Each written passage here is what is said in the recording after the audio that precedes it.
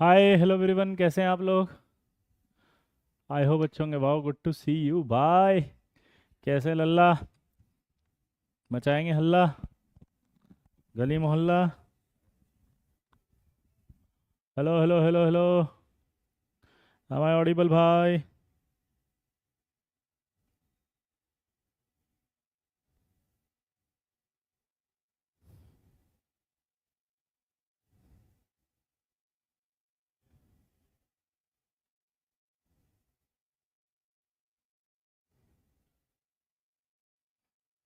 आ गए सब।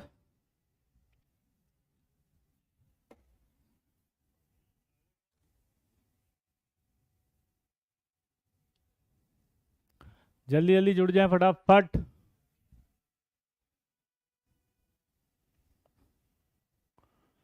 जल्दी जल्दी जल्दी जल्दी जल्दी, यस सर यस सर। फटाफट। आज के सेशन में सबसे इंपॉर्टेंट है कि एनसीईआरटी की सिर्फ फिजिकल प्रॉपर्टी और केमिकल रिएक्शंस लेकर आया हूँ आपके लिए।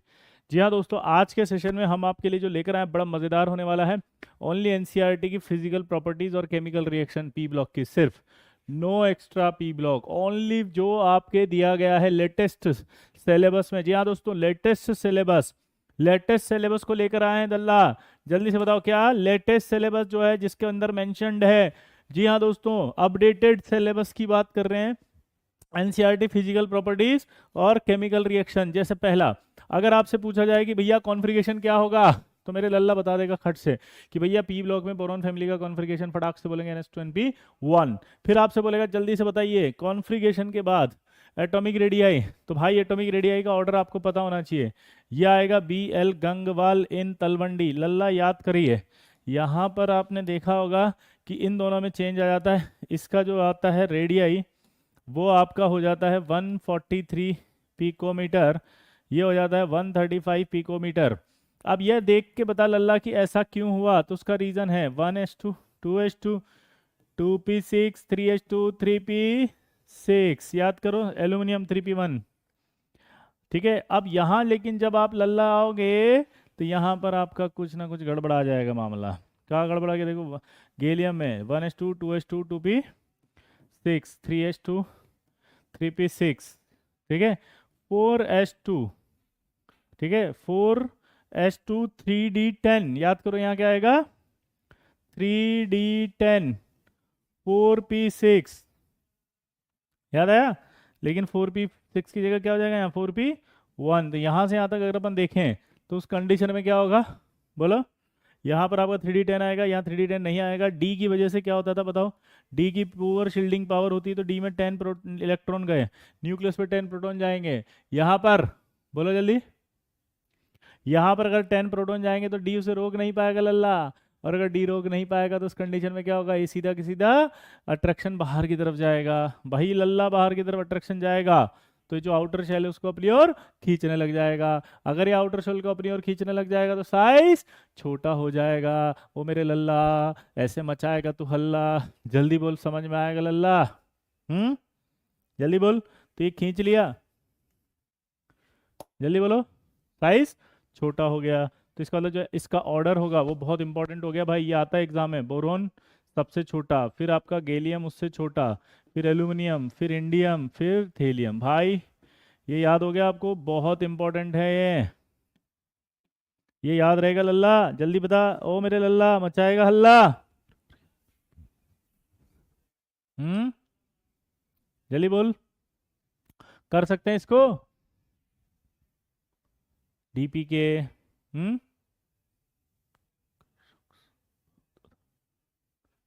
जल्दी जल्दी जल्दी।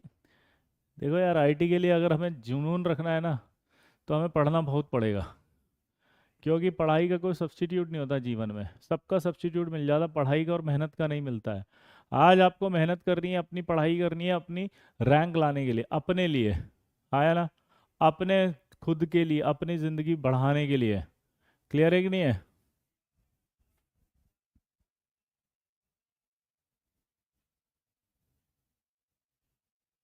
पक्का? चलिए, तो आई होप आपको ये क्वेश्चन आ जाएगा। बहुत इंपॉर्टेंट क्वेश्चन है लल्ला। क्या वाला, जल्दी बताओ। बहुत ही ज़्यादा इम्पोर्टेंट प्रश्न है ये, जल्दी करो। आयनाइजेशन एंथैल्पी, आयनाइजेशन एंथैल्पी की बात करें तो यहाँ भी वही ऑर्डर आएगा। ये बोरोन है, एल्यूमिनियम है, गैलियम है, इंडियम है और थेलियम है। तो यहाँ अगर आयनाइजेशन एनर्जी की बात करो तो ये ज़्यादा, इन दोनों में ये ज़्यादा, इन दोनों में ये ज़्यादा और इन दोनों में वो ज़्यादा। ऑर्डर बनाएंगे तो एक्चुअल में ऑर्डर आएगा बोरोन, फिर थेलियम, फिर गैलियम, फिर एल्यूमिनियम और फिर इंडियम। अब ऐसा क्यों हुआ, उसका रीज़न है। गैलियम का ज़्यादा तो हो जाएगा 3D की वजह से, पर थेलियम का ज़्यादा क्यों हुआ? क्योंकि थेलियम में जीनोन आएगा, 4F14 आएगा, 5D10 आएगा, 6S2 आएगा और 6P1 आएगा। क्लियर दोस्त? हाँ या ना? भाई साहब big fan from Ladakh, thank you sir, thank you very much. तो यहाँ देखो थेलियम है, जीनोन है, 4F14 है, 5D10 है, 6S2 6P1 है। तो न्यूक्लियस आएगा, 4F आएगा, 5D आएगा, 6S आएगा, 6P आएगा। यहाँ जो 4F है रोक नहीं पाएगा, तो 14 प्रोटॉन का जो अट्रैक्शन है वो बाहर की तरफ आएगा। 14 प्रोटॉन का अट्रैक्शन बाहर की तरफ आएगा तो रुकेगा नहीं, डी भी नहीं रोक पाएगा। अगर डी भी नहीं रोक पाएगा तो सीधा सीधा बाहर जाएगा और वहाँ से सीधा आउटर शेल पे जाएगा, तो आउटर शेल के इलेक्ट्रॉन को खींच लेगा। आउटर शेल के इलेक्ट्रॉन को खींचेगा तो इलेक्ट्रॉन को निकालना मुश्किल हो जाएगा। राधे राधे। और अगर वो मुश्किल हो जाएगा तो उस कंडीशन में क्या होगा, जल्दी बोलो। अगर वो मुश्किल हो जाएगा तो क्या होगा? अगर वो मुश्किल हो जाएगा तो क्या होगा, बोलो। इलेक्ट्रॉन निकालना मुश्किल हो जाएगा। तो यहाँ अपन एक्सप्लेनेशन लिख सकते हैं, और यहाँ जो एक्सप्लेनेशन लिखेंगे वो क्या लिखेंगे? Due to poor shielding effect of 4F subshell. यहाँ क्या आएगा? ड्यू टू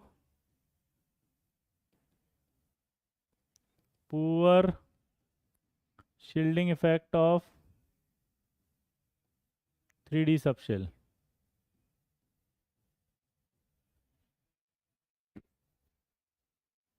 अगला, down the group electronegative first decrease from the boron, ठीक है, एंड एल्यूमिनियम। अगला प्रॉपर्टी, ये प्रॉपर्टीज आपको याद होनी चाहिए।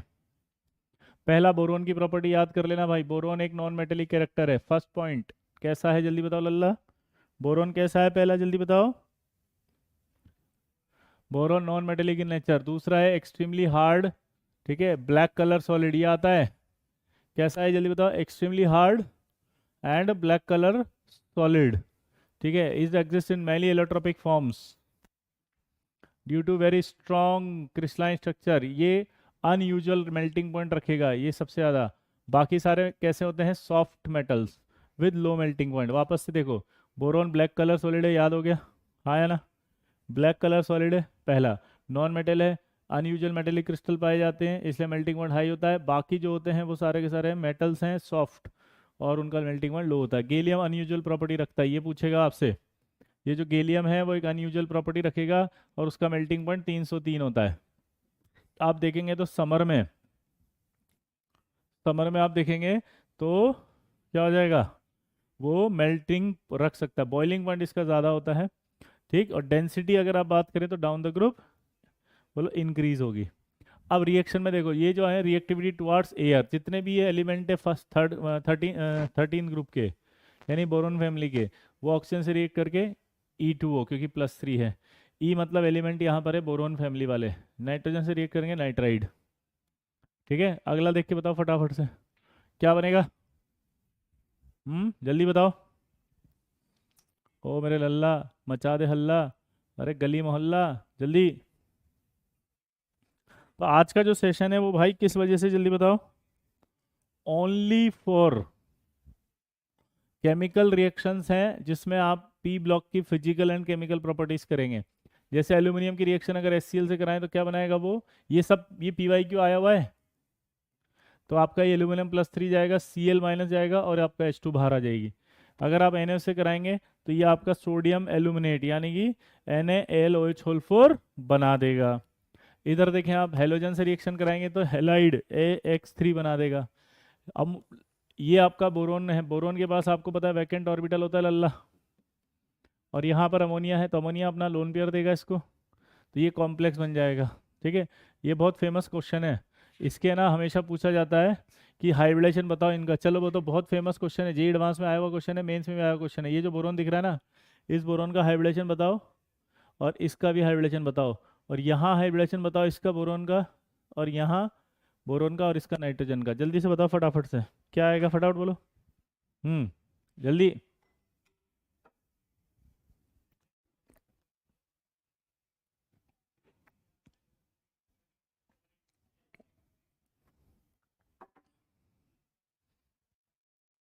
यस बेटा, yes definitely Nitesh, you can trust. Yes होगी बेटा, होगी डेफिनेटली होगी, देशभक्त। Yes sir.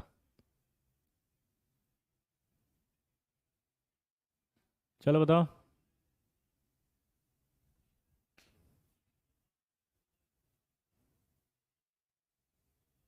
Very good. तो यहाँ देखेंगे अपन, तो यह आएगा sp2, यहाँ आएगा ये sp3, यहाँ देखेंगे तो यह आएगा वापस से sp3 और ये हो जाएगा sp3।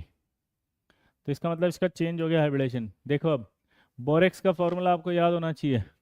बोरेक्स ये होता है, अगर इसका हाइड्रोलिसिस कराया जाए, बोरेक्स का हाइड्रोलिसिस, हाइड्रोलिसिस मतलब समझते हैं आप, पानी के साथ रिएक्शन, तो ये आपका NH प्लस बोरिक एसिड में जाएगा और ये दोनों मिल लेंगे, तो ये आपका सोडियम मेटाबोरेट प्लस 2H3BO3 बन जाएगा।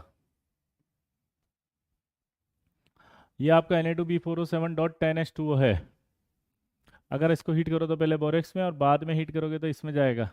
इसका नाम होता है, ये गलत प्रिंटिंग है यहाँ पे, इसको मत देखना, ये सोडियम मैं लिख देता हूँ यहाँ पे, इसका नाम होता है सोडियम मेटाबोरेट और बोरिक एनहाइड्राइड।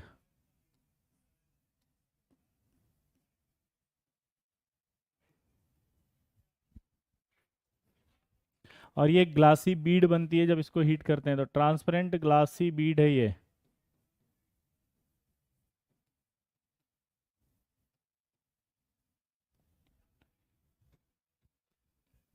अगला देखो, ऑर्थोबोरिक एसिड।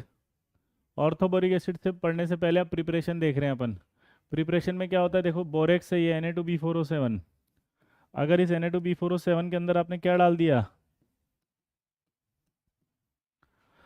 HCl, तो ये आपका रिएक्ट करके बोरिक एसिड बना देगा, टेस्ट विद एसिड। अगर हम इस बोरेक्स के अंदर वापस से क्या डाल दें, ठीक है देखो नीचे लिखा हुआ है उसने क्या, अगर H2SO4 डाल देते तब भी बोरिक एसिड बन जाता। ठीक है, यहाँ पर आप जब बोरिक एसिड को फिर पानी में डालते हो तो बोरेट बनता है, ये तो सबको पता ही है। ये वाली रिएक्शन बहुत इंपॉर्टेंट है इसकी।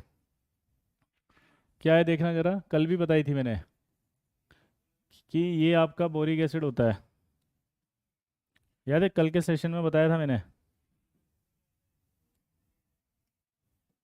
ये आपका बोरिक एसिड है BOH, OH, OH plus H2, ये गया, तो ये आपका BOH आ गया, OH आ गया, OH आ गया, और ये आपका कोऑर्डिनेट बॉन्ड आ गया। ठीक है, यहाँ से जब ये कोऑर्डिनेट को रिप्लेस करेंगे हम,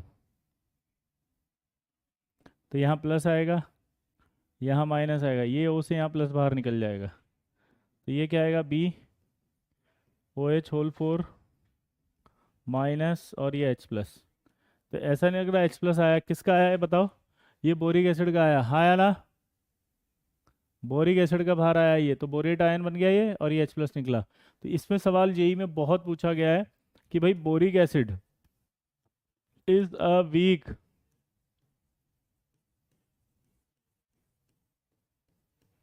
monobasic Lewis acid, boric acid is a weak monobasic Lewis acid, it is not a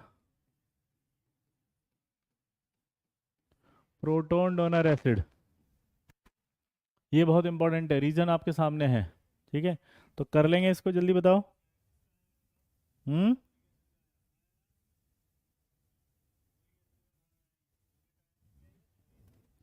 बेटा आज का जो सेशन है बड़ा इंपॉर्टेंट है, क्योंकि आपकी पी ब्लॉक की सारी टेंशन निपटाने आया हूं मैं। आज पी ब्लॉक में फिजिकल प्रॉपर्टी एनसीईआरटी की, और जल्दी बोलो केमिकल रिएक्शंस, बस दो ही चीज़ें हम पढ़ने वाले हैं और कुछ नहीं पढ़ेंगे। तो ऑर्थोबोरिक में आपको सारे सवाल आ गए। अब ये हीटिंग इफेक्ट होता है, ऑर्थोबोरिक का हीटिंग इफेक्ट मैं आपको पूरा लिख देता हूँ, ये याद कर लेना। बोरिक एसिड को अगर मैं 100 डिग्री पे हीट करता हूँ तो सबसे पहले HbO2 बनेगा। HbO2 को अगर मैं लल्ला 140 पे हीट करता हूँ तो H2B4O7 बनेगा। H2B4O7 को अगर मैं हाई टेम्परेचर पे हीट करता हूँ, मेरे लल्ला जिंदा है? कि कोई बहुत उदास है कोई शख्स तेरे दूर जाने से, कि बहुत उदास है कोई शख्स तेरे दूर जाने से, हो सके तो लौट के आ जा किसी बहाने से। तू लाख खफा सही, तू लाख खफा सही मुझसे, एक बार मुड़ के तो देख जरा, कोई टूट गया है तेरे दूर जाने से। समझ गया? और कोई टूट गया है तेरे रूठ जाने से। पक्का? तो मचा देगा हल्ला मेरे लल्ला। जल्दी बोल।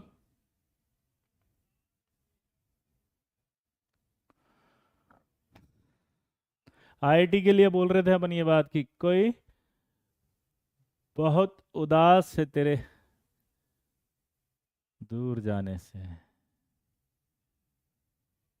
हो सके तो लौट के आ जा किसी बहाने से।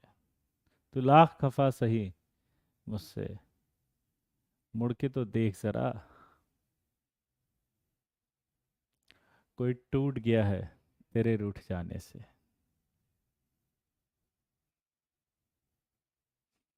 तो जब मैं ऐसी शायरी सुनता हूँ तो मेरा खून खौल उठता है और एक लाइन में बोलता हूँ बस, कि पढ़ाई इतनी करो कि पापा की परी रिजेक्ट कर दे लेकिन बाप सेलेक्ट कर ले। समझे मेरी बात को? तो वो दौर आना चाहिए, क्योंकि कुछ देर की खामोशी है फिर शोर आएगा। ठीक है? कुछ देर की खामोशी है फिर शोर आएगा। जिन्होंने दिल तोड़ा है हमारा, उनका वक्त आया था, हमारा दौर आएगा। समझे? तो कुछ देर की खामोशी है फिर शोर आएगा, जिन्होंने हमारा दिल तोड़ा है उनका वक्त आया है, हमारा दौर आएगा। इसी दौर को लाने के लिए पढ़ना पड़ेगा मेरे लल्ला। ये दौर तभी आएगा जब IIT की सुनामी में सारा का सारा गम बह जाएगा। समझे मेरी बात को? ये IIT की रैंक जब आएगी तो सारे गमों को डुबा के जमीन के अंदर ले जाएगी, तभी हमारी जीत हो पाएगी।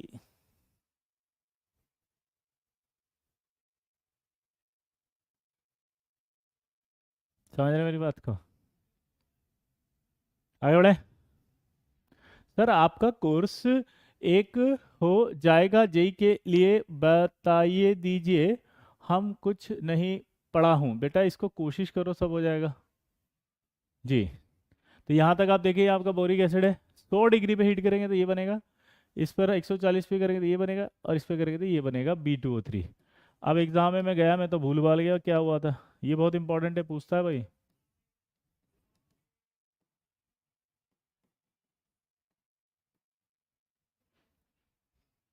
क्लियर?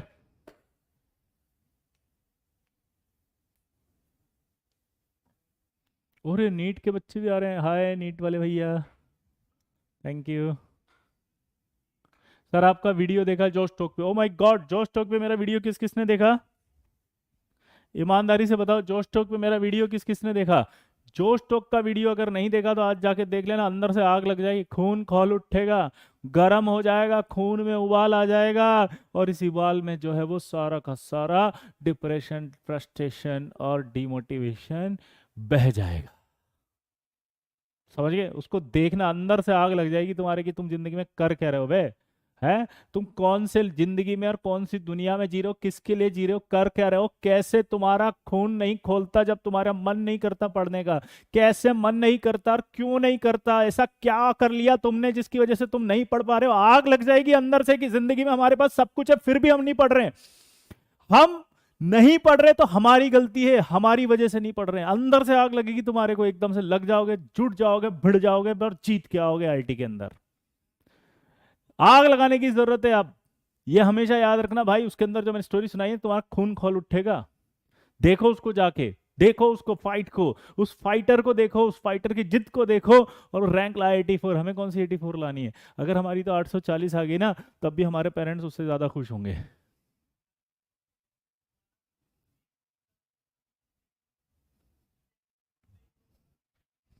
इसका की पॉइंट देखो अब जल्दी से फटाफट। बोरिक एसिड को 100 में हीट कर रहे हैं तो ये बन रहा है 140 में कर रहे हैं, मैं तो भूल गया। तो की पॉइंट याद रखना। यहाँ क्या दिख रहा है बताओ? एक। तो ये एक में एक बोरोन वाला बन रहा है, चार है तो चार में चार बोरोन वाला बन रहा है। की पॉइंट रॉक्स, दुनिया शॉक्स। जल्दी बोलो। की पॉइंट रॉक्स, दुनिया। बेटा जितने भी बैच हैं, स्नेहा घोष, साहा गाइड, ये सब अपने अप्रैल में आने वाले हैं एक एक करके। तो डोंट यू वरी, जैसे ही अप्रैल मंथ आएगा हर बैच की डिटेलिंग और अनाउंस डेट आपको बता दी जाएगी। तो ये थोड़ा सा अभी ना बोर्ड के एग्जाम्स चल रहे हैं, तो इसलिए आप थोड़ा सा पेशेंस रखो नए कोर्सेज के लिए, है ना बेटा? नए कोर्स वाले पेशेंस रखो। की पॉइंट समझ में आ गया इसका? जल्दी बताओ। एक है तो एक है, चार है तो चार है, तो ये बोरिक एसिड बन जाएगा। अगला देखो। अब ये कुछ रिएक्शंस हैं जो डाइबोरेन के, जैसे BF3 और LiLH4 मिलते हैं तो B2H6 बनता है। क्या हुआ जल्दी बताओ? BF3 और LiLH4, इसका एक की पॉइंट है। जब भी ये रिड्यूस करेगा, देखो इस रिएक्शन को कैसे याद करते हैं, मैं आपको इसका की पॉइंट देता हूँ, इसको कैसे याद करते हैं। की पॉइंट ऑफ दिस रिएक्शन, ये एक अच्छा रिड्यूसिंग एजेंट है।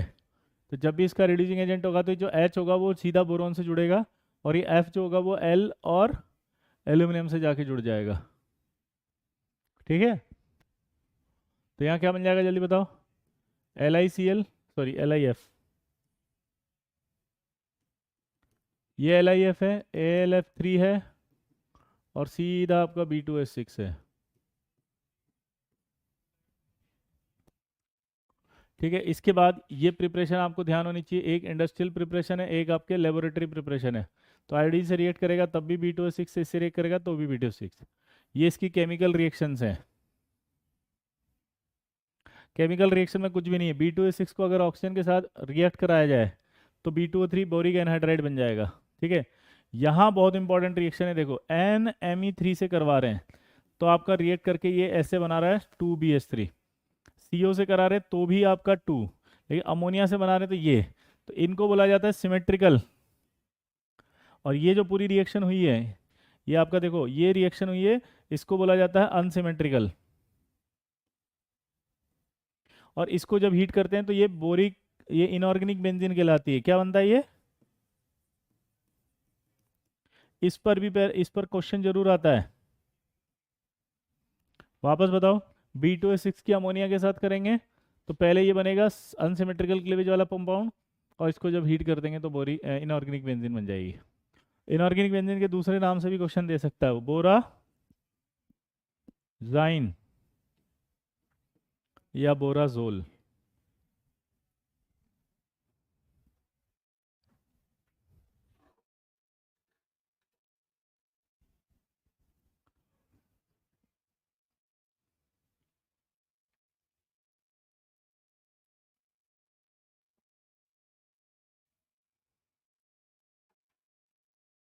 हाँ मोहम्मद, सफिशियंट है बेटा। जल्दी जल्दी जल्दी। अगला देखो। कार्बन फैमिली की बात करो, NH2 NP2 आ जाएगा। इसके बाद कार्बन की बात करें तो कोवेलेंट रेडियाई, कार्बन से सिलिकॉन बढ़ेगी, उसके बाद सिलिकॉन टू लेड। ठीक है? स्मॉल इंक्रीज होगा, यानी कि ऑर्डर तो यही रहेगा, का, शी, जी का, सन, प्लम्बर, बस यहाँ डिफरेंस कम होता जाएगा। उधर देखो आयनाइज एनर्जी का ऑर्डर आएगा तो का, शी, सॉरी, नीचे आने पर डिक्रीज होगी, का, शी, जी, फिर लेड आएगा, फिर टिन आएगा। अगला, ड्यू टू स्मॉल साइज, आपको पता है इलेक्ट्रोनेगेटिविटी नीचे आने पर क्या होती है, घटती है या बढ़ती है? नीचे आने पर घटेगी, डाउन द ग्रुप।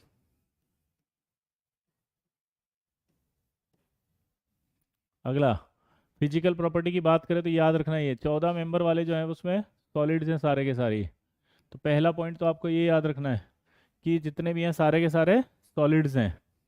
बाकी अगर हम बात करें तो कार्बन और सिलिकॉन, ये नॉन मेटल्स होंगे, जर्मेनियम मेटेलॉइड्स होगा, जबकि लेड और टिन ये दोनों सॉफ्ट मेटल्स होंगी with low melting point. Melting points and boiling points of group 14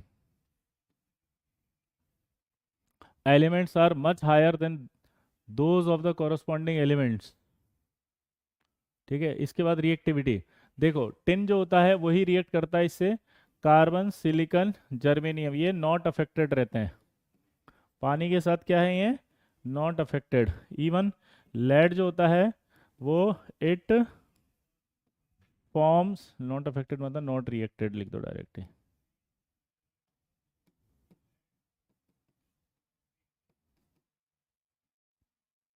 यहां आएगा लेड कि इट फॉर्म्स प्रोटेक्टिव लेयर,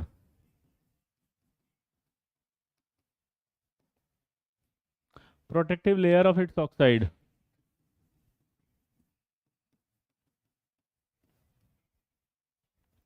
क्या कर लेता है वो, protective layer of its oxide, तो लेड की, तो ये रिएक्शन वाटर के साथ है।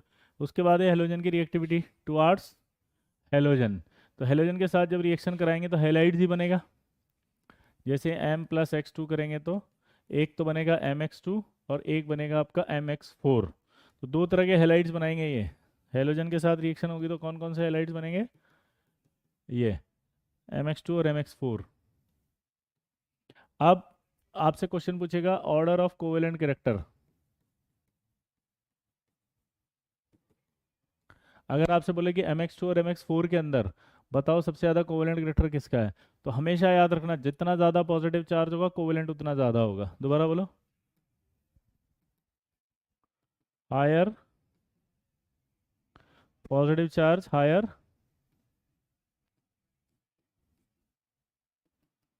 Covalent character, higher positive charge higher covalent character. तो इसका मतलब क्या होगा, ये दोनों कोवेलेंट है, और जो कोवेलेंट होता है वो मोर वोलेटाइल होता है।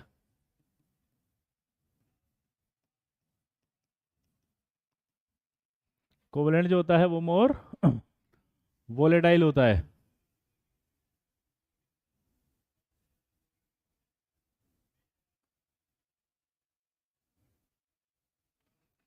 कोवेलेंट जो होगा वो मोर वोलेटाइल होगा।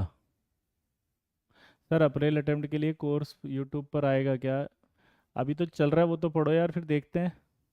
जी एक ईयर में हो जाएगा मोहम्मद, एक तो पता है इतना पूछोगे तो करोगे कब, पहले करना शुरू करो बेटा, हो जाएगा, है ना मोहम्मद। यस, तो ये बहुत अच्छा सवाल है। इन दोनों में से सबसे ज़्यादा पहला क्वेश्चन पूछेगा कोवेलेंट कौन है, आंसर ही है क्योंकि +4 है। दूसरा पूछेगा वोलेटाइल ज़्यादा कौन है, तो आंसर तो ये वोलेटाइल है। ठीक है, इसमें एक सवाल और आएगा कि आपको डाई हेलाइड्स हैं ये, काशी जी का सन plumber,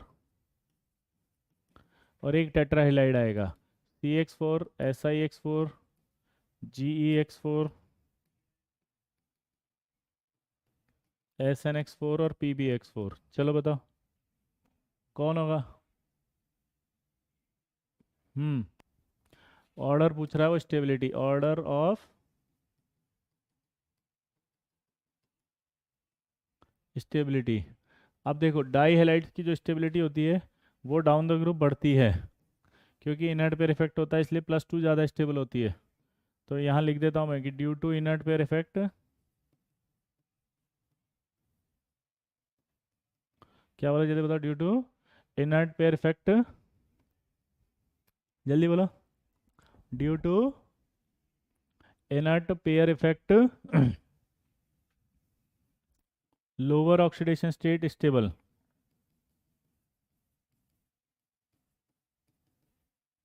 lower oxidation state is more stable than higher, तो यानी कि ये आपके ज़्यादा स्टेबल हो गए, लेकिन जैसे आप इनकी स्टेबिलिटी की बात करोगे तो ये आएगा +4 ज़्यादा स्टेबल। क्लियर है भाई, तो ये सवाल आएंगे। इसी तरह से एक क्वेश्चन बहुत फेमस आएगा, ये जरूर पूछेगा कि विच ऑफ द फॉलोइंग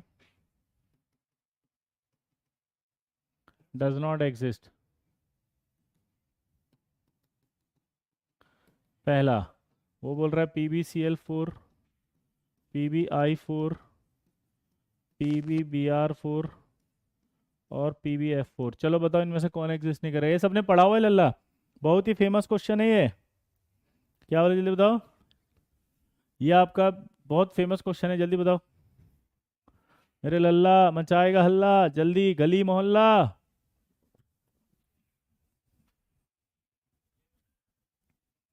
कौन एग्जिस्ट नहीं करेगा, ये बहुत आता है। प्रियांशु पटेल जी गलत है, गलत को इतने कॉन्फिडेंस से इतनी बार टाइप कर दिया, हेड्स ऑफ टू यू।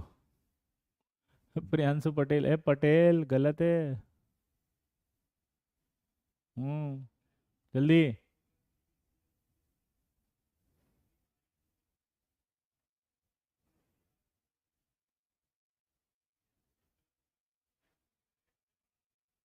हाय मुस्कान, कैसी हैं आप? वाह, हेलो। हाय मुस्कान जी, जल्दी।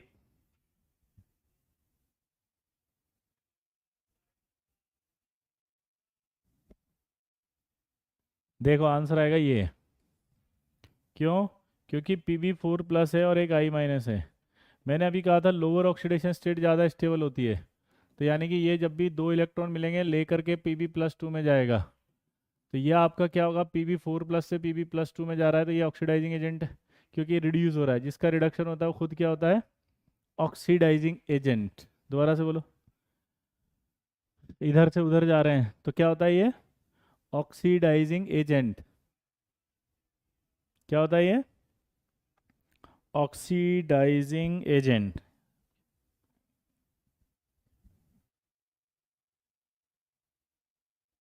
तो यहाँ दिमाग की बत्ती जलाएं अगर अपन, तो ये ऑक्सीडाइजिंग एजेंट है अच्छा, और ये एक अच्छा रिड्यूसिंग एजेंट है। तो इसका मतलब ये दोनों रिएक्ट करेंगे आपस में।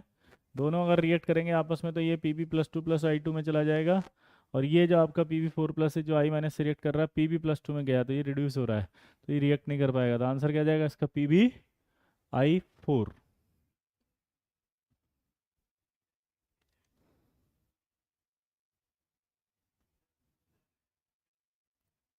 क्लियर भाई? ओ मेरे लल्ला, क्लियर है, मचाएगा हल्ला। अब आया इसमें कार्बन मोनोऑक्साइड, बहुत ही फेमस है। कार्बन जब ऑक्सीजन से रिएक्ट करेगा तो क्या बनाएगा, कार्बन मोनोऑक्साइड। लेकिन यहाँ ऑक्सीजन क्या होनी चाहिए, लिमिटेड। अगर ये लिमिटेड नहीं होगी तो CO2 बन जाएगी। कार्बन का हाइड्रोलिसिस कराओ, यानी कि पानी से रिएक्शन कराओ तो वाटर गैस बनेगी। और अगर इस वाटर गैस को CO को रिएक्ट करा दें इनसे, तो ये आपके CO2 प्रोड्यूस कर देते हैं। फॉर्मिक एसिड, कंसनट्रेट H2SO4 का यूज़ आपको सबको आना चाहिए, जल्दी बताओ सबसे ज़्यादा स्टेबल कौन होगा। PbF4, मैं लिख देता हूँ। यहाँ जो अपन बात करते हैं हेलाइड की, तो इसमें PbF4 एंड जो SnF4 हैं, ये दोनों आयनिक होते हैं, बाकी कोवेलेंट होते हैं सारे के सारे, tetrahalide. Other halides of carbon family.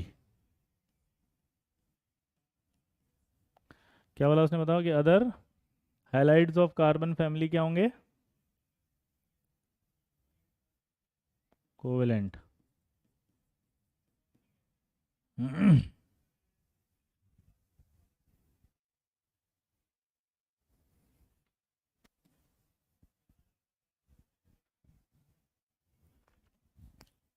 Clear?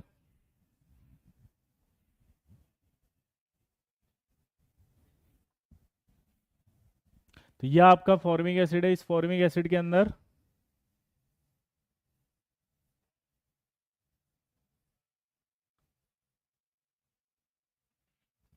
ये आपका फॉर्मिक एसिड है, कंसनट्रेट H2SO डाले। कंसनट्रेट H2SO एक डिहाइड्रेटिंग एजेंट है, वो डिहाइड्रेटिंग एजेंट इसमें से पानी बाहर निकाल देगा। यहाँ कार्बन प्लस ऑक्सीजन और नाइट्रोजन है, तो ये कार्बन नाइट्रोजन ऑक्सीजन रिएक्ट करेंगे तो क्या बनाएगी, प्रोड्यूसर गैस। तो दो गैस बनी है आपके पास। अगर आप सिर्फ स्टीम से कराते हो तो वाटर गैस, ऑक्सीजन नाइट्रोजन से कराते हो तो प्रोड्यूसर गैस। अब आपसे क्वेश्चन पूछेगा कि इन दोनों में से कौन अच्छा फ्यूल है, तो आप क्या बोलोगे, वाटर गैस अच्छा फ्यूल है, क्योंकि वहाँ नाइट्रोजन आ गई, वो सपोर्ट नहीं करेगी जलने में। ठीक है, इनको इनको जरूरत नहीं पड़ने की, छोड़ देना है। तो अगला, अब आया सिलिकॉन डाइऑक्साइड। SiO2 की प्रिपरेशन कैसे होती है, देखो SiO2 को NH से डाल दो, सोडियम सिलिकेट सॉल्युबल है। HF से कराएंगे तो SiF4 बनता है। ये बहुत इंपॉर्टेंट रिएक्शन है कि इसकी SiO2 से SiO2 के HF से कर रहे हैं, तो क्या बनेगा जल्दी बताओ। अगला सिलिकॉन। सिलिकॉन कैसे बनते हैं आपको पता है, CaCl3 की Si से रिएक्ट करा दो तो आपका कॉपर पाउडर। पहला सवाल पूछेगा कैटलिस्ट होता है ये है, तो आप क्या बोलोगे, कॉपर पाउडर। सिलिकॉन के अंदर कैटलिस्ट कौन है जल्दी बताओ, कॉपर पाउडर। पहला सवाल क्लियर हो गया। दूसरा सवाल, जब इस CH3 के SI से रिएक्ट करेंगे तो ये बना। अब देखो ये आपका SI है, ये आपका CH3 है, Cl है।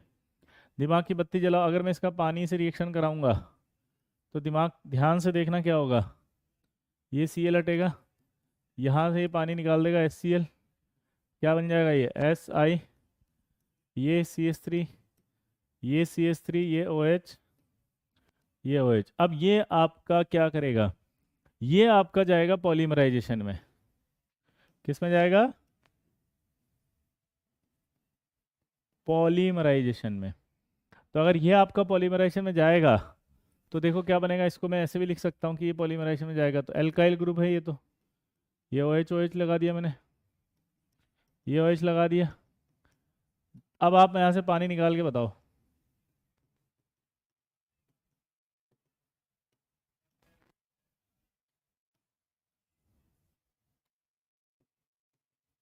यहाँ से अगर आपने पानी निकाल दिया,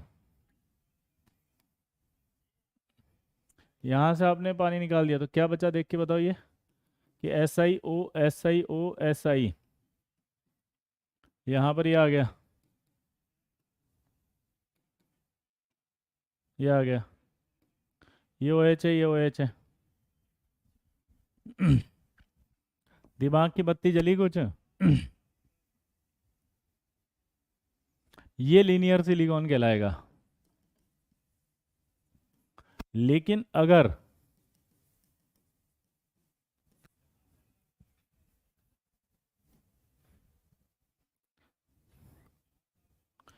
ठीक है, लेकिन अगर आपसे बोले डाइमर बनाओ तो डाइमर सिलिकॉन कैसा होगा, ये SI और यहाँ क्या आ जाएगा SI, एक OH आ गया, यहाँ भी एक OH ले लिया तो SI और SI, तो यहाँ से पानी बाहर आ जाएगा।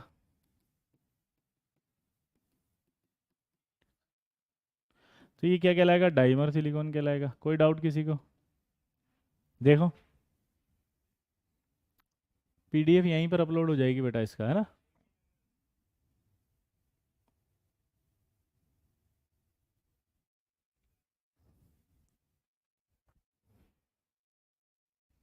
यहाँ तक क्लियर है। अब यहाँ देखो, जब ये कभी कभी अपन क्या कर रहे हैं, लीनियर सिलिकॉन बनाते हैं तो यहीं पर टर्मिनल निकल जाता है बाहर से, यहाँ से कभी पानी निकल जाएगा तो कैसा बन जाएगा, साइक्लिक।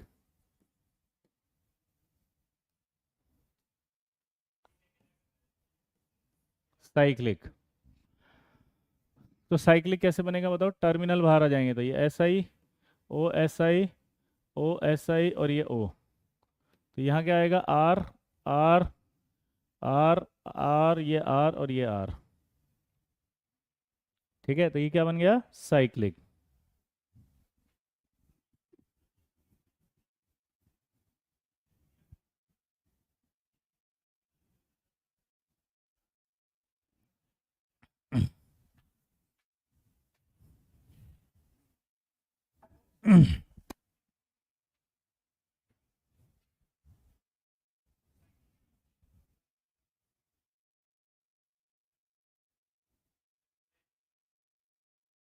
हो गया।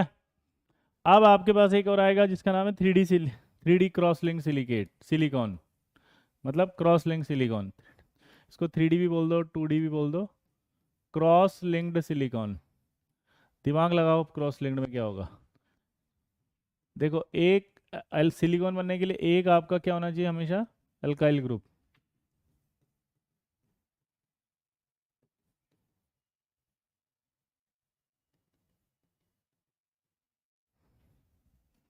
इसको पहले ऐसे देखो, मैं डायरेक्ट बना देता हूँ। ये SI हो गया, R हो गया, SI हो गया।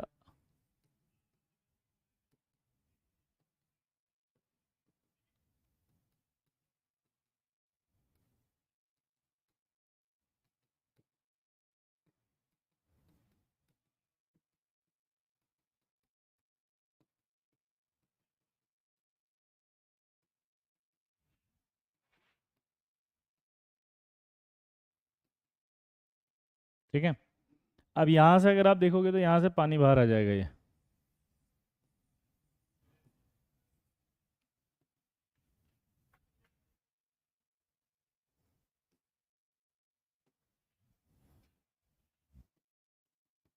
ये आपका जो कहलाएगा इसको कहते हैं अपन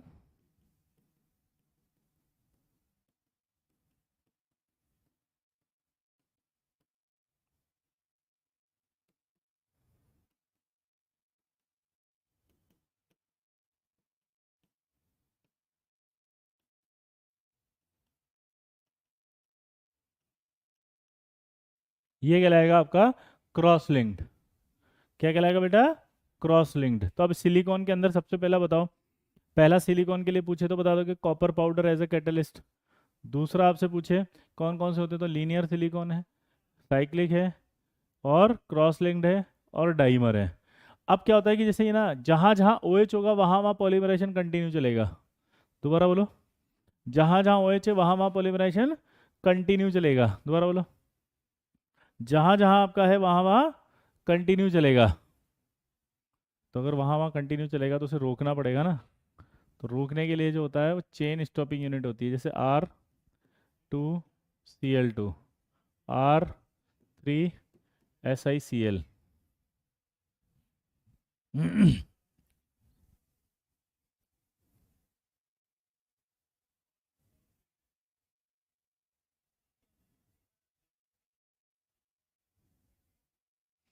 ये आप में चेन स्टॉपिंग यूनिट कहलाएगी क्योंकि ये रोक देगी उसको।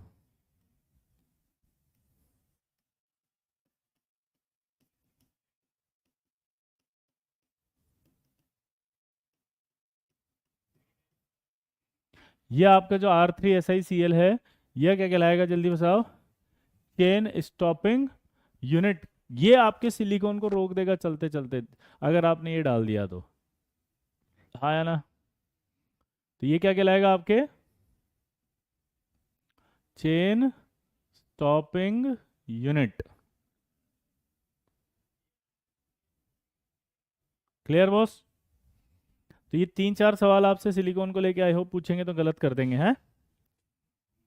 बोलो भाई, गलत कर देंगे या सही कर देंगे पहले बताओ। जिगर कुमार बताएगा। अरे ये जिगरवा, जिगरवा कैसन बा? सब ठीक बा? हम्म। जिगर कहता है कि सर आप भूल गए। ओह माय गॉड जिगर, कैसी बात करते हो आप? समझते हैं हमने आपको भुला रखा है?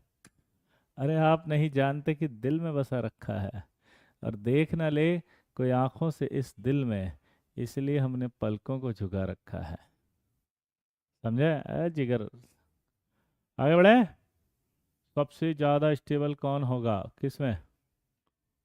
Thank you sir. वाह, आगे बढ़े। चलिए दोस्तों,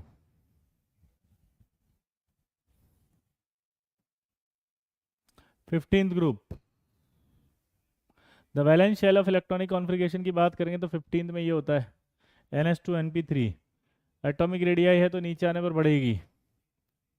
ठीक है, उसके बाद अगर हम बात करें आयनेशन एंथैल्पी तो increase, ionisation enthalpy decrease down the group, नीचे आने पर हमेशा डिक्रीज होगी। इलेक्ट्रोनेगेटिविटी भी डिक्रीज, जनरल डिक्रीज होगी।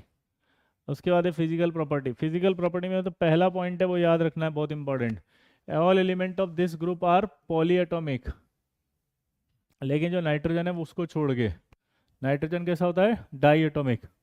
यानी कि सबसे पहले आप देखो क्या होगा, जितने भी इस ग्रुप में हैं सारे पॉली एटॉमिक है, किसको छोड़ के? N2, नाइट्रोजन को छोड़ के। रीजन कि वो गैस है, बाकी सारे सॉलिड्स हैं। मेटेलिक कैरेक्टर की बात करो, डाउन द ग्रुप क्या होंगे? इंक्रीज। नाइट्रोजन और फास्फोरस कैसे हैं? नॉन मेटल, आर्सेनिक और एंटीमनी कैसे हैं? मेटलॉइड। और हमारा बिस्मिथ कैसा है? मेटल। जल्दी याद करो, नाइट्रोजन फास्फोरस नॉन मेटल, उसके बाद आर्सेनिक एंटीमनी क्या है? मेटलॉइड्स, और फिर वो क्या है? बिस्मिथ। ऐसा क्यों हो रहा है? This is due to the decrease in ionization enthalpy in atomic size. नीचे आने पर आयन जी अगर बढ़ेगा तो फिर क्या होगा? सॉरी, आयन जी नीचे आने पर डिक्रीज होगा तो इलेक्ट्रॉन निकालना आसान हो जाएगा। जब इलेक्ट्रॉन निकालना आसान हो जाएगा तो क्या होता है बताओ? इलेक्ट्रॉन निकालना अगर आसान हो जाता है तो फिर वो आपका मेटेलिक कैरेक्टर होता है। ठीक है। द बॉइलिंग पॉइंट क्या होगा? जनरल इंक्रीज होगा top to bottom, but melting point, ये बहुत इंपॉर्टेंट है, मैं दूसरे कलर से लिख रहा हूँ, ये सवाल आएगा।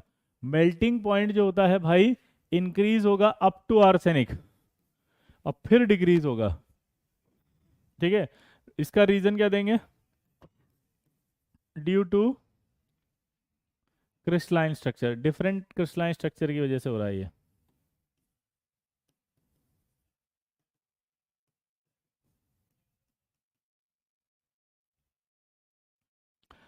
अब अगर आपसे पूछे कि ऐसा कौन है जो एलोट्रोपी चेंज करेगा, तो except nitrogen all the element show. इसी तरह से lead, except lead, carbon family में भी सारे के सारे एलोट्रोपी शो करते हैं। दोबारा बोलो। 14 ग्रुप की पूछे तो लेड को छोड़ के सभी एलोट्रोपी शो करेंगे, यहाँ पर नाइट्रोजन को छोड़ के सभी एलोट्रोपी शो करेंगे। दो सवाल कंप्लीट हो गए पीवाईक्यूज। अब ये जो प्रिपरेशन है ना नाइट्रोजन की, इसको समझो आप, ये बहुत इंपॉर्टेंट है।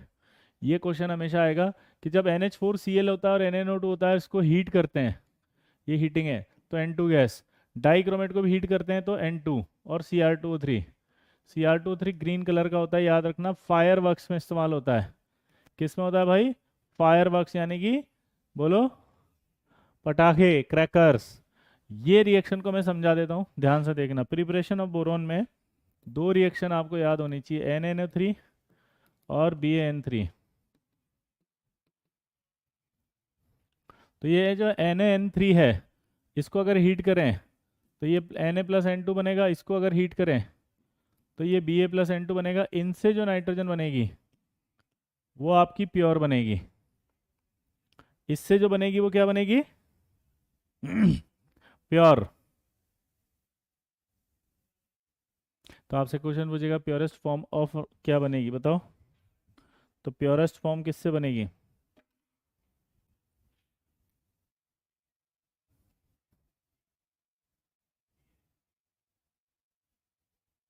क्लियर?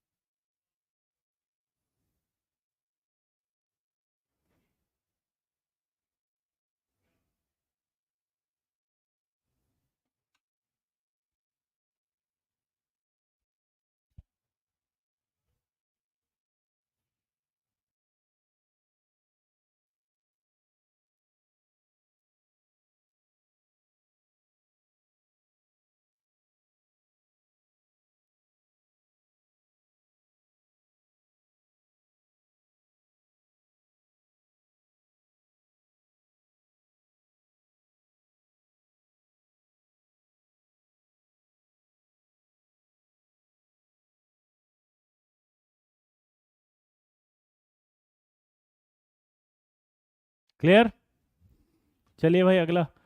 अब कोई भी नाइट्रोजन से रिएक्ट करेगा तो नाइट्राइड ही बनाएगा।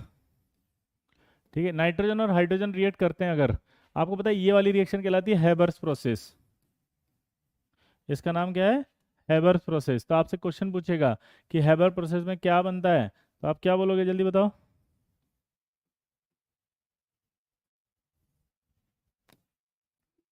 हैबर प्रोसेस में क्या बनता है बता। नाइट्रोजन प्लस हाइड्रोजन की रिएक्शन करी तो अमोनिया बने, अमोनिया से हैबर प्रोसेस, अमोनिया प्रिपरेशन वही आएगा। देखो यूरिया को अगर हाइड्रोलाइज कराएं, यूरिया, तो अमोनिया बनती है। NH4Cl, ये एक बहुत अच्छा है, सॉल्ट का एक सवाल है कि यार कभी भी अगर अमोनियम कैटायन में आपने NOH डाल दिया, ध्यान से बोलना, अमोनिया है कैटायन, इसमें अगर कभी भी आप बेसिक मीडियम डाल दो तो हमेशा एक ही गैस निकलेगी। की पॉइंट बताओ, की पॉइंट रॉक्स, दुनिया शॉक्स, कौन सी गैस निकलेगी? अमोनिया। तो यहाँ आपने कभी भी आप डाला तो क्या बना? अमोनिया। यहाँ डाला तो अमोनिया, देखो। और ये अभी थोड़ी देर पहले बताई थी मैंने, हैबर्स प्रोसेस। एक्सोथर्मिक रिएक्शन है क्योंकि नेगेटिव चार्ज निकल, नेगेटिव एनर्जी है। तो आपसे क्वेश्चन पूछे तो कैसी एनर्जी? एक्सोथर्मिक। कैसी रिएक्शन है? एक्सोथर्मिक। प्रॉपर्टीज की बात कर लें तो ये तो सब मत याद करना, कोई मतलब नहीं है, यहाँ से आएगा इंपॉर्टेंट। ऑक्साइड्स ऑफ नाइट्रोजन में देखो, ये आपका है नाइट्रेट। अगर इस नाइट्रेट में आप H2SO4 डालोगे तो HNO3 बन गया। अब इसका एक नाम होता है, बताओ इसका नाम क्या था? Ostwald method.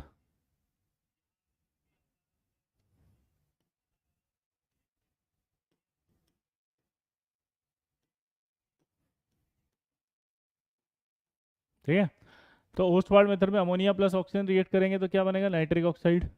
नाइट्रिक ऑक्साइड में ऑक्सीजन डाल दें तो क्या बनेगा? NO2। और NO2 को पानी में डिजोल्व कर दे तो HNO3 और वापस से NO बन जाता है। ये आपके क्या कहलाती है?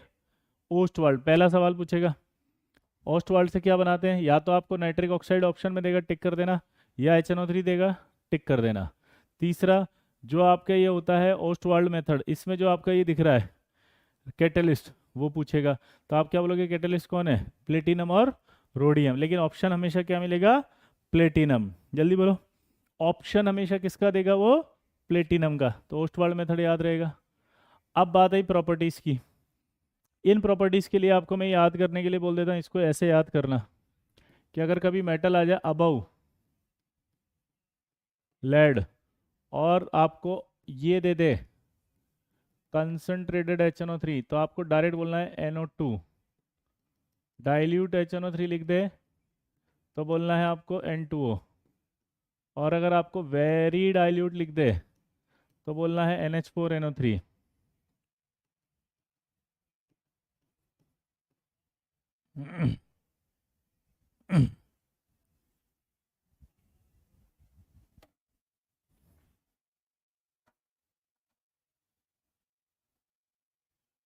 यस, हमने सिलिकॉन के समझा दिए बेटा, अभी थोड़ी देर पहले ही समझाए। तो ये आपको याद होना चाहिए। लेकिन अगर आपकी जगह यहाँ पर लिख दें बिलो लेड एंड लेड खुद हो तो कंसंट्रेटेड HNO3 अगर हो तो ये NO2। डाइल्यूट HNO3 अगर हो तो NO। और वेरी डाइल्यूट अगर हो तो आपका कोई रिएक्शन नहीं होगी। अब आपसे क्वेश्चन पूछा उसने, एक तो जिंक की रिएक्शन पूछेगा वो कंसंट्रेटेड HNO3 से, एक आपकी बोलेगा जिंक की डाइल्यूट HNO3 से, एक बोलेगा जिंक की वेरी डाइल्यूट HNO3 से। ये रिएक्शन है बहुत इंपॉर्टेंट है, जिनको याद नहीं है याद कर लेना भाई। और एक आपको बोलेगा कॉपर का, ये बहुत फेमस क्वेश्चन है, ये हमेशा आएगा मेरे लल्ला। कॉपर आ गया, फिर आपका डाइल्यूट HNO3 आ गया, और फिर कॉपर आ गया, वेरी डाइल्यूट HNO3 आ गया।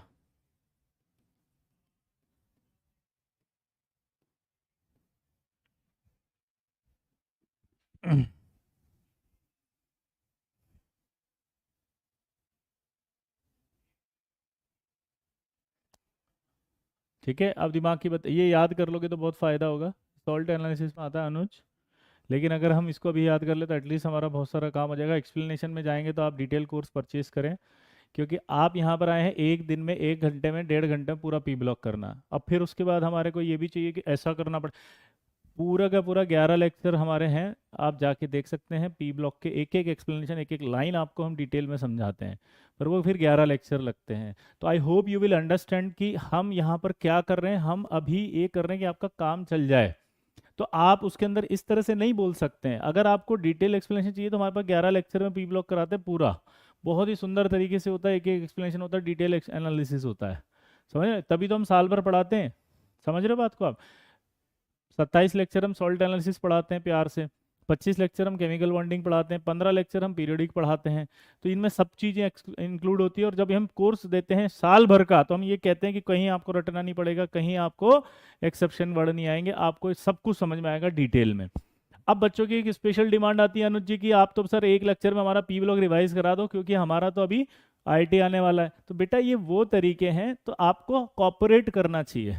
This is only for 2024 students जो अभी देने वाले हैं अप्रैल में। 10 कितने दिन बचे हैं, जो भी आज की 7 तारीख, उसके बाद से।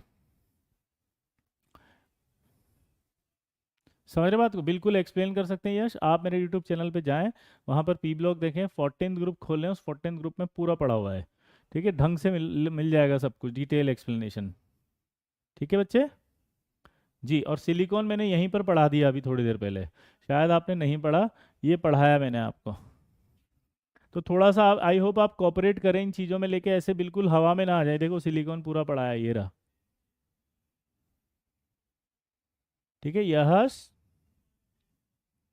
थोड़ा सा आप समझें कि हम कौन सा कोर्स पढ़ रहे हैं और टीचर क्या कर रहा है। टीचर आपकी हेल्प कर रहा है, पता है इससे नुकसान टीचर का भी हो रहा है कि टीचर की एक लिगेसी खराब होती है। क्योंकि 15 लेक्चर में जब हम स्टेप 11 लेक्चर में जब हम पी ब्लॉक पढ़ाते हैं तो फिर आपका पी ब्लॉक में कोई डाउट ही नहीं रहता। 27 लेक्चर में जब हम सॉल्ट एनालिसिस पढ़ाते हैं कोई डाउट नहीं आता। लेकिन अब बच्चे डिमांड करते हैं कि साहब इतना कैसे करूं, परेशान। तो फिर हम लोग इसको करते हैं। समझ रहे मेरी बात को बेटा?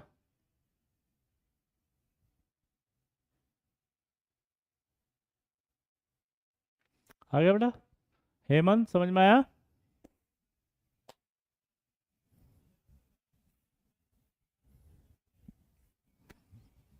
चलिए, तो ये एक्सोथर्मिक रिएक्शन हो जाएगी। अब प्रॉपर्टी अमोनिया की आती है, तो अमोनिया बेसिक है इसलिए वो सबसे रिएक्ट कर लेगी। यहाँ तक आओ, ये रिएक्शन कहाँ गई, ये रही। याद करो, अब रिएक्शन बताओ, रिएक्शन के बाद प्रोडक्ट बताओ। चलो, तो ये आपका जिंक इससे रिएक्ट करेगा, तो अबव जिंक। अब ये आपको मैं पहले बता दूं, ये सीरीज भी याद करनी पड़ेगी। ली के काका ने मांगी अलमारी, मनी, जनरेटर, कार, फ्रिज, सीढ़ी को नी स्नेह प्रभा ही कुटी होगी आज आऊं। ये तो आप देखो लेड की बात कर रहे हैं, तो लेड से ऊपर ये सारे एलिमेंट्स हैं और लेड के नीचे ये एलिमेंट है। ये इलेक्ट्रोकेमिकल सीरीज होती है जो हाइड्रोजन के रेस्पेक्ट में बनी हुई है। किसके बनी हुई है जल्दी बताओ? हाइड्रोजन के रेस्पेक्ट में। अब आपको कुछ नहीं करना है, ऊपर देखो आप, जिंक ऊपर आएगा, तो यहाँ क्या लिखा हुआ है, अबव लेड। लेड से अबव है जिंक, तो इन तीनों से रिएक्ट करेगा तो ये प्रोडक्ट बनेंगे। और साथ में जिंक नाइट्रेट, तो प्रोडक्ट क्या बना बताओ? यहाँ लिख दूं, ये तो बनेगा जिंक नाइट्रेट प्लस NO2। ये क्या बनेगा, वही जिंक नाइट्रेट प्लस N2O। ये क्या बनेगा, zinc nitrate plus NH4NO3।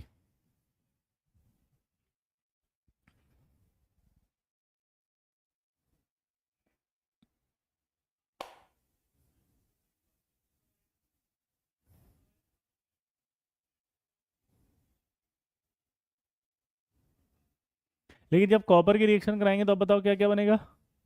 Copper nitrate plus वही NO2, और यहाँ क्या बनेगा, कॉपर नाइट्रेट प्लस N2O, और यहाँ क्या बनेगा, कोई रिएक्शन नहीं। तो ये सारा का सारा याद होना चाहिए। लल्ला मचा देगा हल्ला, बोल गली मोहल्ला, आया ना, जल्दी बोलो।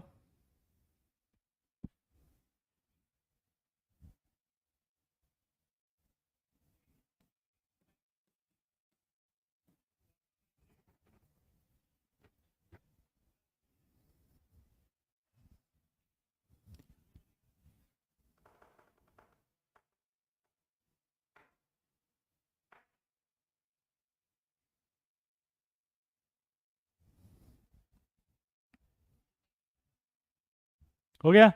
अब जो एक बात होती है कि क्रोमियम एंड एल्यूमिनियम ये अपने ऊपर फॉर्म कर लेते हैं प्रोटेक्टिव लेयर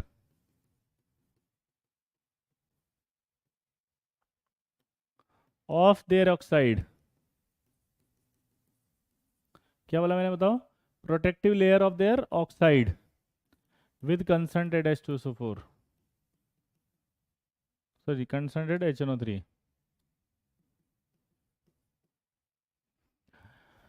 अब यहाँ पर अगर हम बात करें तो गोल्ड एंड प्लेटिनम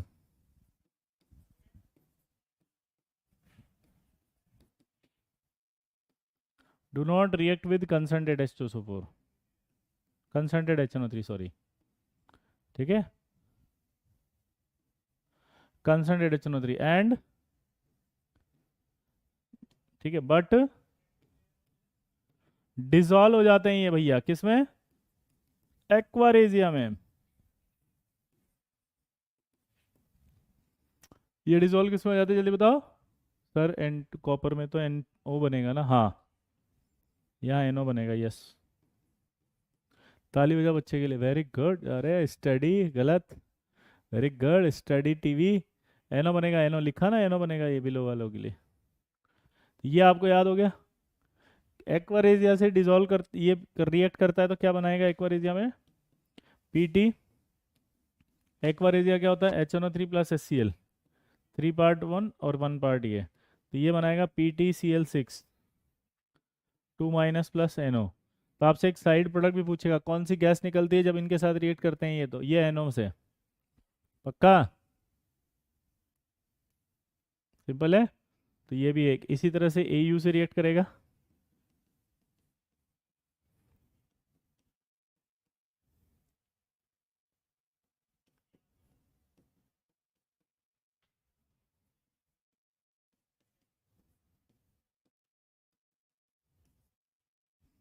तो ये NO बन जाएगा, क्लियर।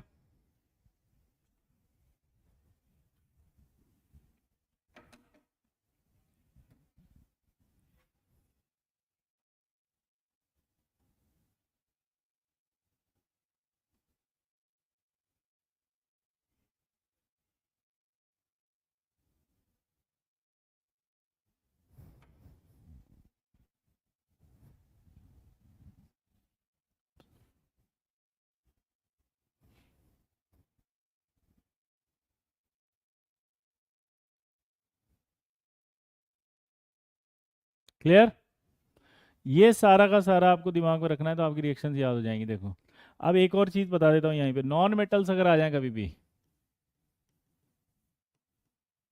एंड मेटलॉइड्स,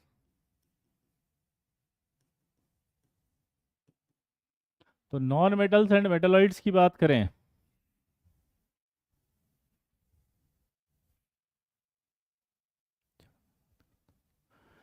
और कंसंट्रेटेड HNO3 की बात करें तो ये एक फॉर्म ऑफ ऑक्सी एसिड बनाता है, एक form of oxy acid plus N2 NO2।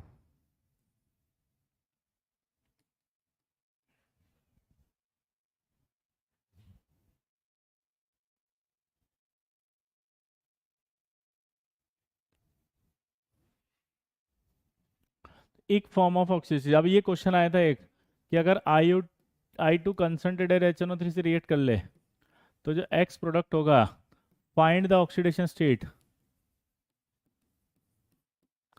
Central atom of X, बताओ। ये क्वेश्चन आपको करना है, जल्दी जल्दी जल्दी जल्दी, यस सर, ये सवाल आपको करना है लल्ला, आई होप आप कर देंगे, जल्दी बताओ।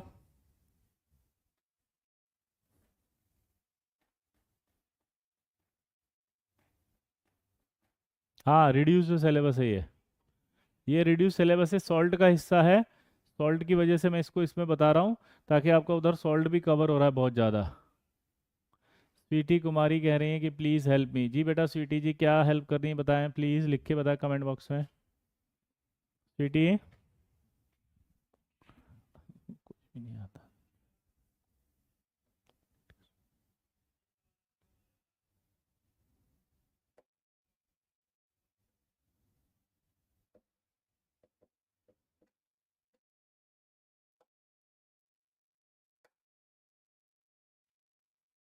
ट्रेंड भी दिए हैं, फिजिकल प्रॉपर्टी और केमिकल प्रॉपर्टी दोनों लिखा है बेटा, है ना। और इस बार आपने जेई के सवाल नहीं देखे जनवरी अटेम्प्ट के, तो उसमें आए हैं सवाल P ब्लॉक के, है ना, इसलिए टेंशन मत लो। ये सॉल्ट का ही पार्ट है। ये सवाल मैंने PYQs कराया, देखो। हम्म। तो अब क्या होगा देखो, ये जो X होगा वो एक फॉर्म HiO3 बनेगा। HiO3 का ऑक्सीडेशन स्टेट होता है +5।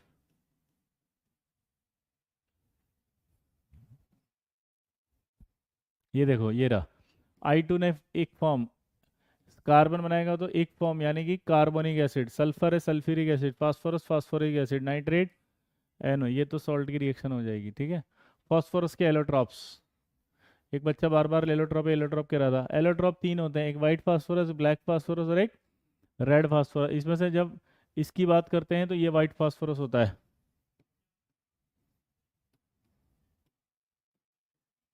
ये रहा वाइट फास्फोरस। इसके अंदर जो थीटा होगा वो 60 होगा। अब आपसे क्वेश्चन पूछा उसने, PPP एंगल कितने हैं इसमें, जल्दी बताओ। PPP साइड कितने, जल्दी बताओ। और PP फेस कितने, जल्दी बताओ। ऑक्सी एसिड केमिकल बॉन्डिंग में है, डिलीट नहीं हुआ। ऑक्सी एसिड केमिकल बॉन्डिंग में है आदित्य राज। राम राम, जल्दी करो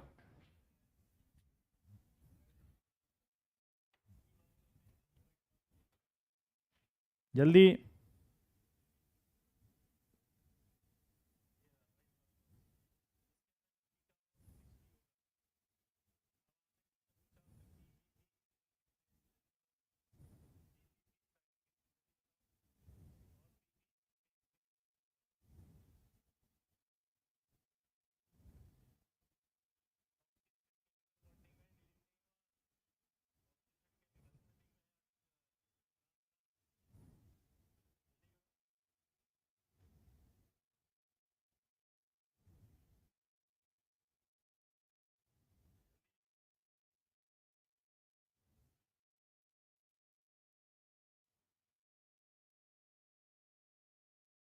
हो गया, सोचो। तीन आंसर है लल्ला। हम्म।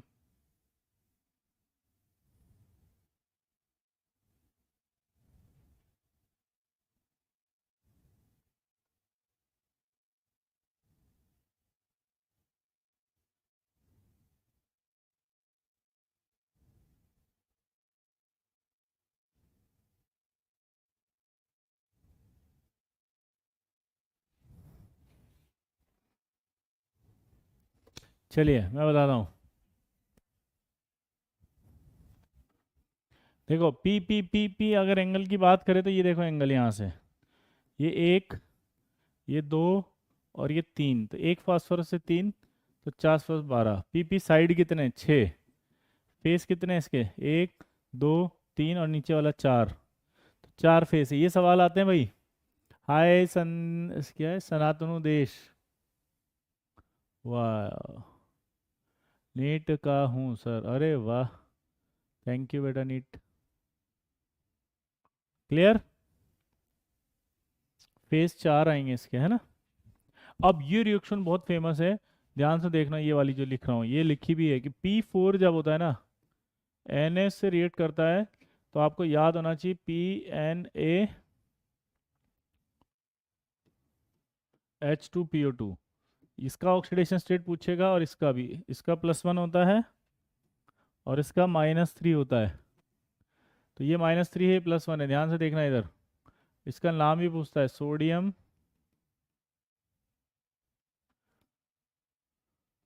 हाइपो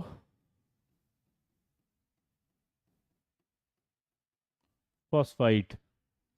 क्या नाम है इसका, सोडियम, अच्छा लिखा हुआ है।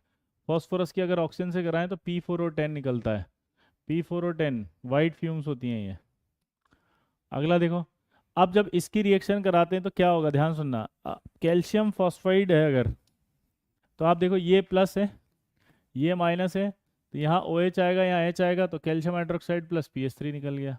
HCl से CaCl तो PH3 बन गया, प्रिपरेशन। अभी NOH से कराया था, PH3 निकल गया। इसका देखो, अगर आप P4 को देखेंगे तो ये P4 इससे बना हुआ है PH3 प्लस HI से। तो ये आपका P4I KOH से रिएक्ट करेगा तो ये रिएक्शन आएगी। तो ये आपका KOH जो है ना, इससे HI से रिएक्ट करेगा तो KI बन जाएगा, प्लस PH3 बाहर आ जाएगी। ठीक है, ये रिएक्शन आ गई। अगला देखो, अब इसमें एक खास बात होती है, होम सिग्नल।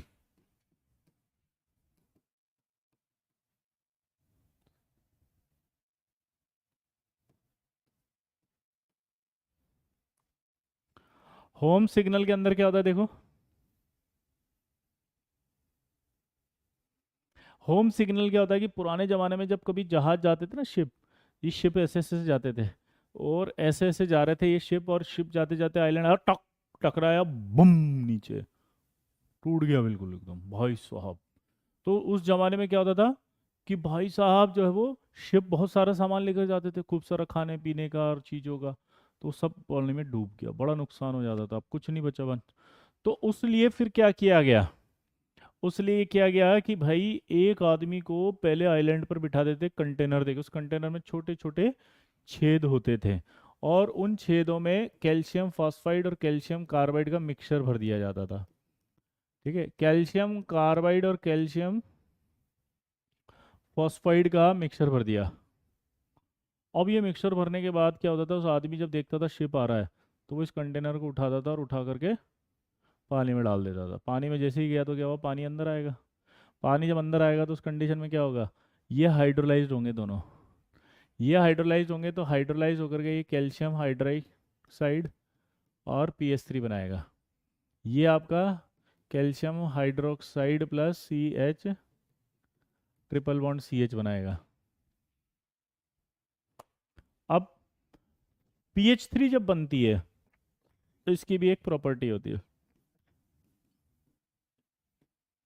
PH3 जो होती है इम्प्योर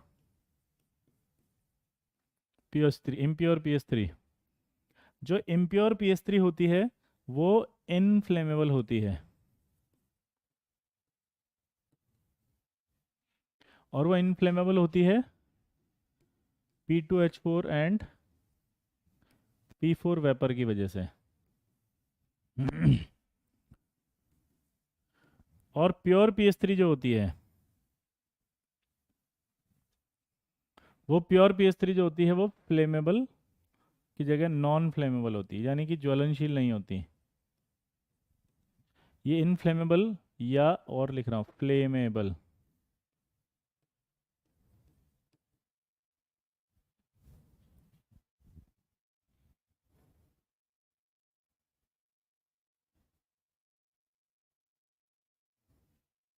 ज्वलनशील।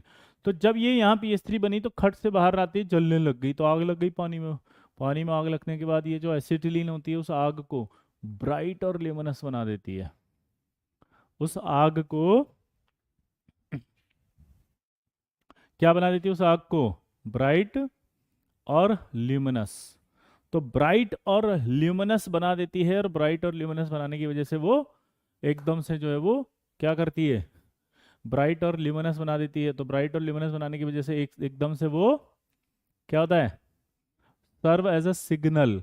तो वो एज अ सर्व करता है सिग्नल, और सर्व एज अ सिग्नल होने की वजह से वो क्या कहलाता है, होम सिग्नल, क्योंकि साइंटिस्ट ने दिया था एक नाम है इसका, होम सिग्नल। अभी समझ में आया, तो उस सिग्नल को देख के फिर शिप रुक जाते थे और अपनी डायरेक्शन चेंज कर लेते थे। तो ये बहुत इंपॉर्टेंट है, होम सिग्नल कर लेंगे। इसके बाद ये रिएक्शन बहुत फेमस है, कॉपर सल्फाइड, इसमें अगर PS3 पास कर दें तो ये बनेगा ब्लैक प्रेसिपिटेट, कॉपर फॉस्फाइड का। HgCl2 से कराएंगे तो ये येलो PPT बनेगा, और HBr से रिएक्ट करेंगे तो ये, अगर HI आ जाता तो PH4I बन जाएगा।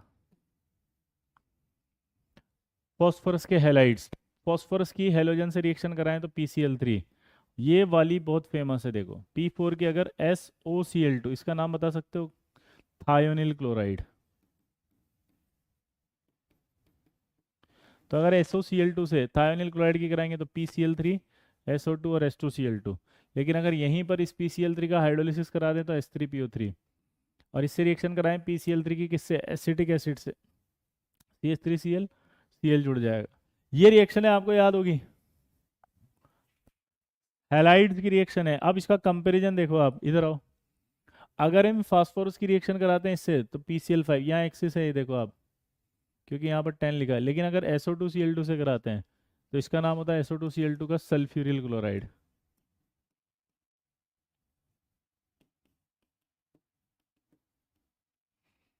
सल्फ्यूरिल क्लोराइड बनेंगे तो PCl5 प्लस SO2 बनेगा।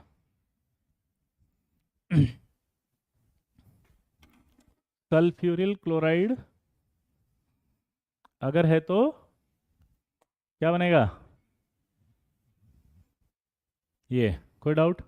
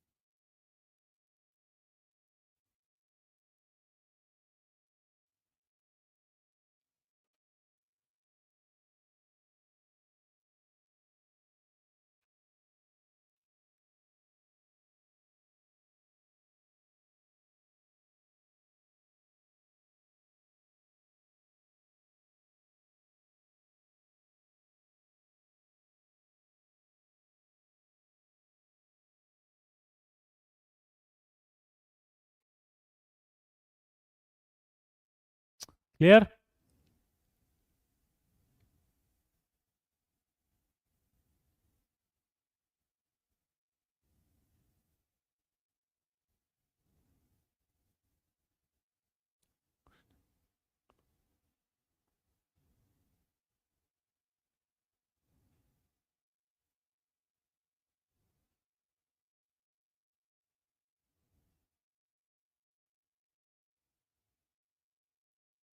बोलो।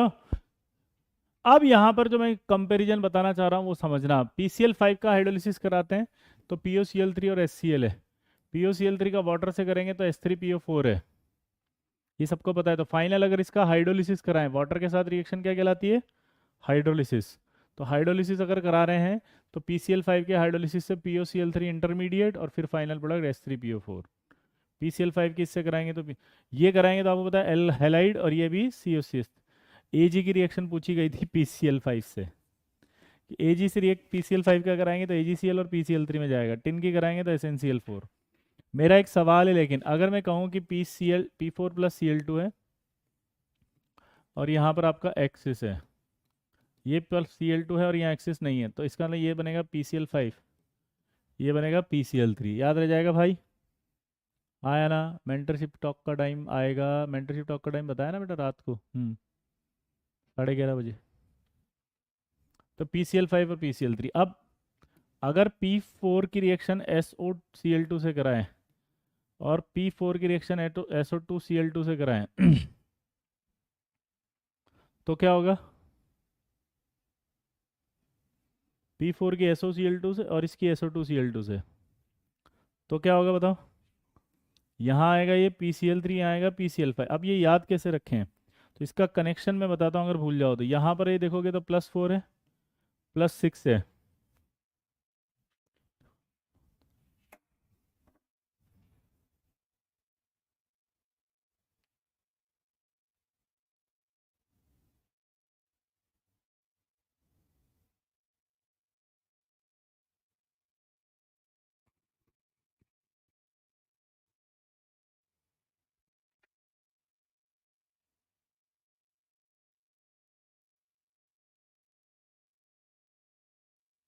क्लियर? आया ना? तो अब मेरा दिमाग लगाओ, ये +4 और +6 में ये +4 कम है, कम है तो कम ऑक्सीडेशन स्टेट वाला बना फास्फोरस का, ज़्यादा है तो ज़्यादा ऑक्सीडेशन स्टेट वाला बना। ये IIT एडवांस में भी पैराग्राफ आया हुआ है, JEE मेंस में भी आया हुआ है, 2-2 बार आया हुआ है। तो आई होप ये गलती नहीं करेंगे। की पॉइंट दे दिया मैंने, की पॉइंट रॉक्स दुनिया शॉक्स। अरे मेरे लल्ला मचाएगा हल्ला, जल्दी गली मोहल्ला फोड़ के आओगे। ऑक्सी एसिड्स H3PO3 है, उसको अगर हीट कर दें तो H3PO4 और इसमें जाएगा। दो हीटिंग इफेक्ट लिखता हूँ मैं दोनों ही लिख देता हूँ, H3PO3 भी और H3PO2 भी। तो अगर इन दोनों को हीट करें तो दोनों का सेम प्रोडक्ट बनता है लल्ला, इसका भी सेम बनेगा। ये हीटिंग इफेक्ट याद रखना आप दोनों का हीट करने पर, ठीक है? इसके अलावा AgNO3 की रिएक्शन अगर H3PO2 से कराएं तो H3PO2 एक रिड्यूसिंग एजेंट होता है, 2 हाइड्रोजन है इसलिए, तो इसको रिड्यूस करेगा इसलिए सिल्वर बनेगा, और खुद ऑक्सीडाइज होगा इसलिए H3PO4 बनेगा। क्लियर है भाई? ठीक। तो यहाँ तक आपने आज नाइट्रोजन फैमिली उसकी केमिकल रिएक्शंस पढ़ी हैं। तो आई होप आपको समझ में आई होगी भाई, और मुझे लगता है कि आप फोड़ के आएंगे पक्का। चलिए फिर मिलते हैं नेक्स्ट क्लास में, तब तक के लिए टाटा बाय बाय। इसको पूरा पढ़ लेना, 15th ग्रुप में सारी रिएक्शंस मैंने बता दी हैं, ठीक है। और ये सब रिवीजन, ऑक्सी एसिड्स वाला पूरा टॉपिक कल वाले में कराया था, पिछले क्लास में, मतलब पूरा टॉपिक करा दिया था भाई मेरे, पूरा।